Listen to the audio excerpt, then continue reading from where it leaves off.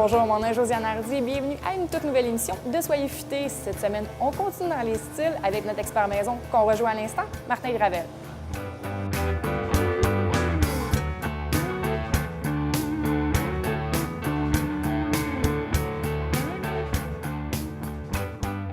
On continue dans les styles encore aujourd'hui. Là, celui-là me fait un peu rire parce que son nom, c'est Saison. Mais là, on parle pas de printemps, été, automne, hiver. Non, on parle pas des bières saisonnières. En fait, il y a les bières saisonnières puis il y a les saisons. Les bières saisonnières, c'est les bières qui sortent au fil du temps durant l'année, l'été, l'hiver, l'automne, le printemps. Mais celui-là, c'est vraiment un style en particulier qui est le style saison. C'est une bière qui était faite, en fait, historiquement, c'est une bière qui était faite la dernière journée de brassage. La période de brassage, c'était l'hiver. Donc, au mois de mars, la dernière journée de brassage, on faisait la saison pour les travailleurs qui travaillaient dans les champs durant l'été. C'est des bières qui étaient plus fermières, en fait. Donc, c'était des bières rafraîchissantes avec des notes de fruits puis d'épices, quelque chose de vraiment intéressant. C'est quoi la particularité de ce style-là? C'est des bières qui vont avoir un bon caractère de céréales, qui vont avoir des accents fruités. Puis on va souvent retrouver un côté épicé, souvent du poivre. Moi, j'aime beaucoup ces bières-là, j'adore le poivre. Puis on va retrouver ça souvent dans les bières saison. C'est une caractéristique que j'aime beaucoup. La levure, je pense qu'elle est importante. Là, j'ai l'air vraiment de m'y connaître, là, mais... Oui, en fait, il y a une particularité pour la levure des saisons. C'est une levure qu'on prend pour faire des saisons. C'est une levure qui va convertir beaucoup des sucres. Donc, en bout de tout, on appelle ça une levure atténuante. C'est que ça va causer un caractère un peu plus sec à la bière. Donc, la bière, elle va être plus sèche en bouche. Ce qui va arriver, c'est que, c'est drôle à dire, mais une bière plus sèche va être plus désaltérante. Ça va pas bien ensemble, sécheresse puis désaltéré, mais ça fait cet effet-là. Ici, au Québec, il y a une microbrasserie, je pense, qui a développé ce style-là. En fait, au Québec, oui. Au Québec, il y a plusieurs microbrasseries qui le font. Il y a la Schwab, microbrasserie Charlevoix, microbrasserie Trou du Diable. Mais c'est un style qui est vraiment connu de par Saison du Pont, en fait, qui est la brasserie du Pont en Belgique, qui est une brasserie qui est vraiment renommée mondialement. C'est pas une grosse brasserie, on parle de 20 000 hectolitres. Donc, c'est pas quelque chose de gros en termes de volume, mais c'est quelque chose de gros en termes de réputation. Les importateurs d'un peu partout, Saison du Pont fait beaucoup de bières. Ils font la Saison du Pont, ils font la Moinette, la Bon Vœu, qui est une bière absolument incroyable. Donc, c'est des bières vraiment, là, c'est eux c'est l'archétype du style, c'est vraiment eux. Puis les interprétations vont souvent se baser sur ce que Dupont fait. Est-ce que c'est un style qui est prisé ici? C'est un style qui est... oui, écoute, les gens les aiment beaucoup. Ça tombe un peu dans la catégorie, par exemple, des bières saisonnières où les gens vont boire ça plus l'été que l'hiver. Même si souvent elle est disponible à longueur d'année, souvent c'est l'été qu'on va boire ça. Il y a une belle journée chaude, on va se prendre une bonne saison entre amis à côté du barbecue. Là, on a parlé de la Belgique. Est-ce que c'est la même interprétation qu'on peut avoir de ce style-là partout? Non, écoute, ça va changer, ça va varier. Tu sais, les interprétations qu'on va avoir en Amérique du Nord vont être un peu plus poussées sur le houblon. Les maltes sont un petit peu différents aussi qu'on va utiliser. Donc, on a des bières qui sont globalement, qui vont avoir des caractéristiques qui vont ressembler, mais on va pousser un petit peu plus sur le houblon ou sur d'autres particularités. On ne va pas utiliser les mêmes houblons, donc ça va donner des caractères peut-être un peu plus fruits tropicaux au lieu de juste fruités. Les esters ne seront pas exactement les mêmes, là, mais c'est quelque chose d'extrêmement intéressant quand même. Là. Ça me fait penser à une Harvest Ale. Bien, une Harvest Ale, en fait, non. Bien, c'est ça. Il y a beaucoup de gens qui... Parce qu'en anglais, on va dire, pour les saisons, les Américains vont dire soit saison ou Farmhouse Ale. Dans le fond, c'est vraiment la traduction, c'est Farmhouse Ale. Puis il y a un style qui existe qui est Harvest Ale.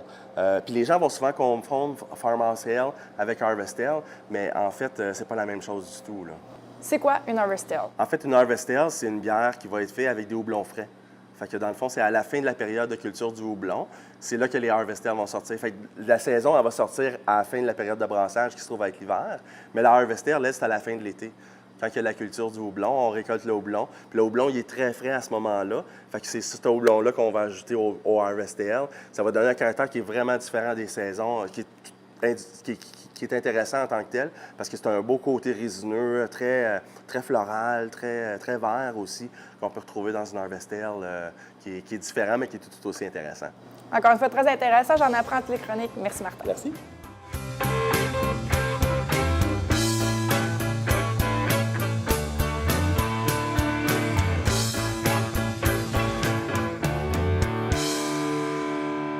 Martin, on est rendu au moment de l'émission où je suis certaine que les téléspectateurs en apprennent vraiment beaucoup comment faire des bons mix. Cette semaine, on a quoi? Cette semaine, on a la saison du tracteur du Trou du Diable.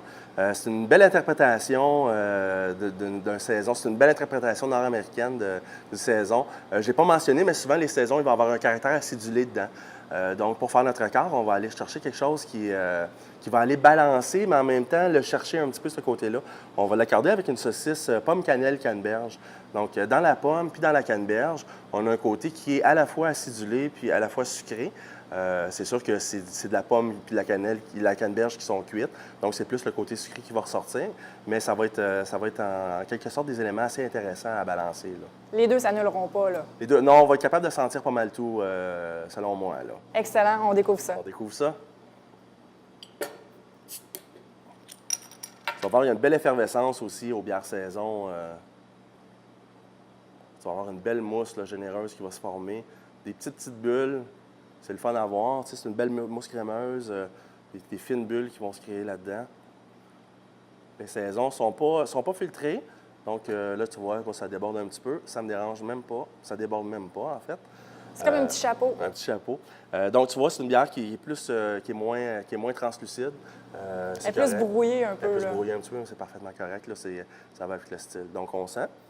C'est sûr que moi, j'ai un chapeau assez prononcé, mais on sent, on remarque une couple de choses déjà de ce côté-là.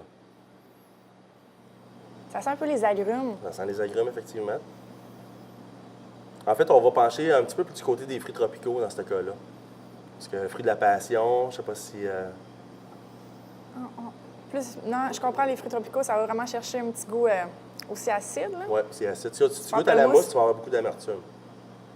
Il y a beaucoup d'amertume qui se retrouve dans une mousse de bière. Ah oui. Là, on va y goûter.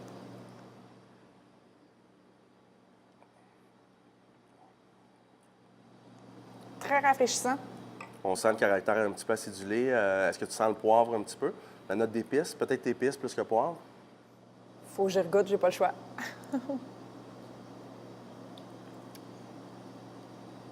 Très peu, je te dirais. Le goût acidulé vient plus le chercher, mais peut-être la première fois que je goûte, donc en étant plus habitué, peut-être que je le dénoterai un peu plus, là. Mais je te fais confiance. Peut-être on va voir qu'est-ce que la saucisse va faire avec ça. Donc la saucisse, c'est une saucisse qui est assez intéressante. J'ai voulu se sauver quelque peu. On sent pas mal la cannelle. Et voilà. On sent la cannelle, mais on sent le fruité aussi pas mal de la saucisse.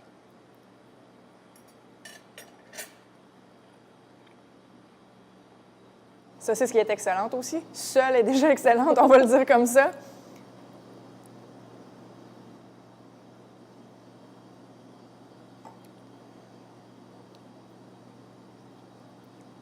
Je comprends les deux. J'avais peur que les deux s'annulent en l'acidulé avec le goût sucré, mais les deux se marient extrêmement bien. La saucisse, ça devient moins sucrée, puis la bière, elle devient moins acidulée. Donc, les deux vont chercher des notes complémentaires.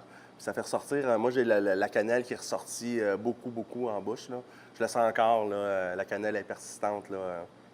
Encore une fois, un très bel accord. Merci, Martin. Merci.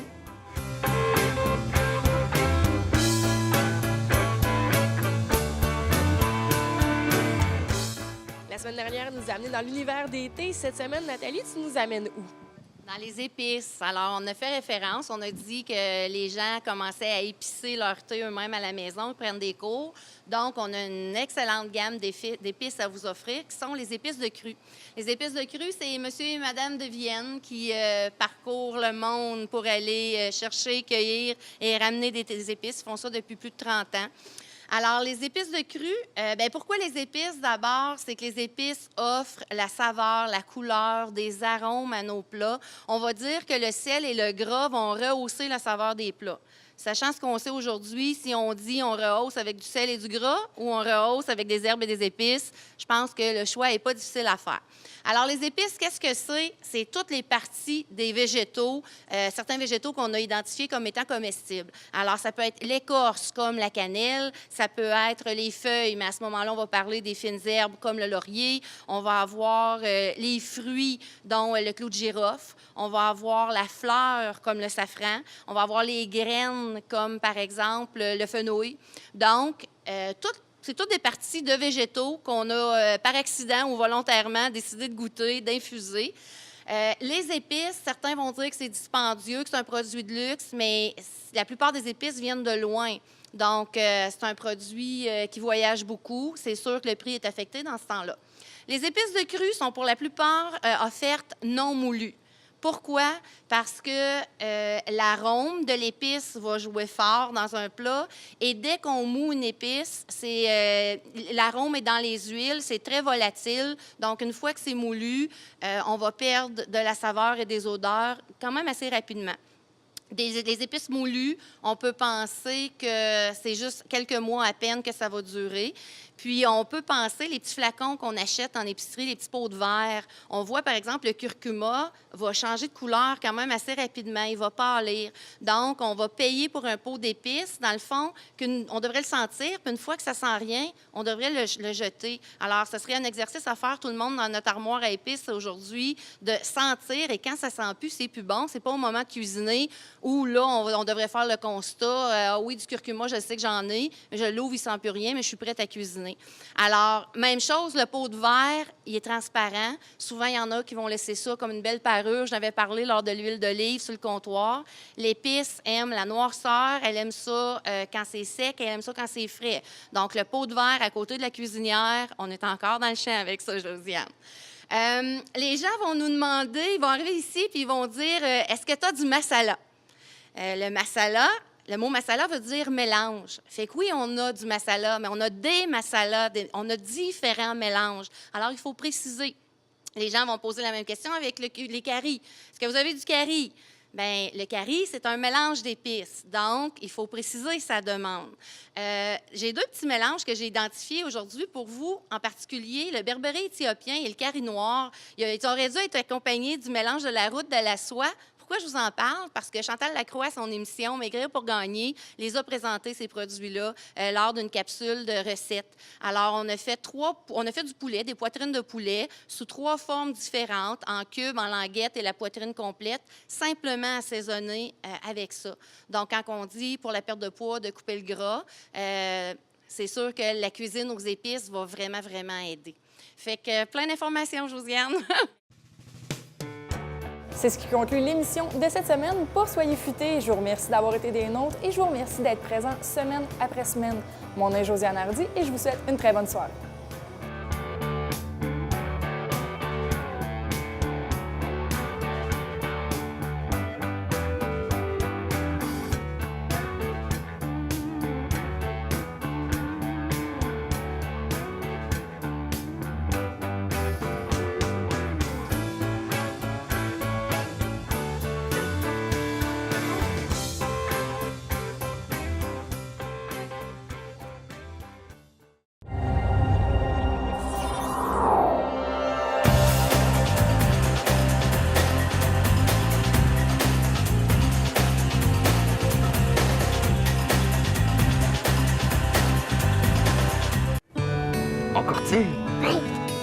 La philosophie des amputés de guerre, c'est l'entraide, c'est le plus vieux qui aide le plus jeune, comme je fais avec le petit Emmanuel.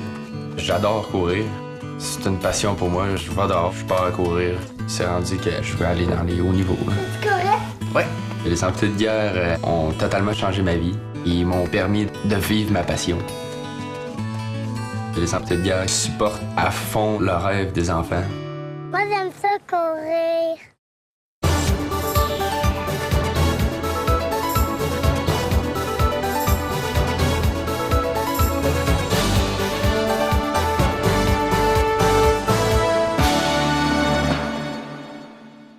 Je m'appelle Frédéric et j'ai une amputation à la jambe droite. Les amputés de guerre m'encouragent à faire du sport. 1, 2, demi-tour, 3, 4, ça. Moi, dans la vie, j'ai pas de limite, je peux faire n'importe quoi. Les vainqueurs, c'est quelqu'un comme moi qui ne baisse jamais les bras devant les défis. Yes! Moi, je suis une vainqueur!